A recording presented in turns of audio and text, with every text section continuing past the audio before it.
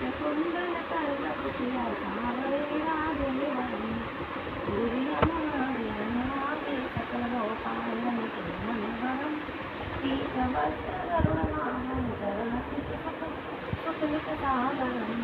करतकेलकलोलनिषदिनकुञ्जभवानीगरं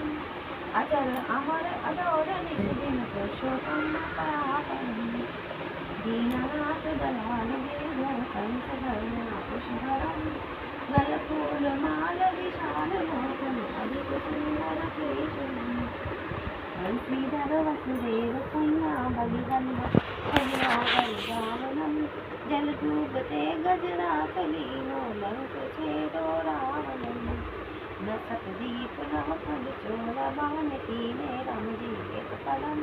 द्रौपदी की लाजराती कमलोपमाकरं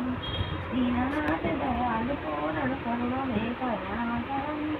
कविदत्त दास विलास निष्ठुर नाम जपत नाथ नागरं प्रथम गुरुजी के चरण वंदन ज्ञान प्रकाशितम्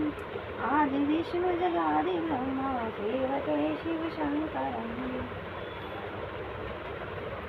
श्री कृष्ण केशव कृष्ण कपिल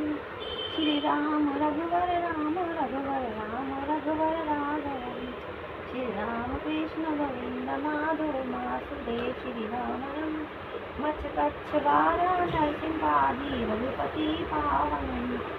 मथुरा में केशव राव विराजे गोकुल बालक मुकुंद जी श्री वृंदावन में मदन मोहन गोपीनाथ गोविंद जी धन्य मथुरा धन्य गोकुल जहाँ श्रीपति अवतरे धन्य गंगा तीर निर्मल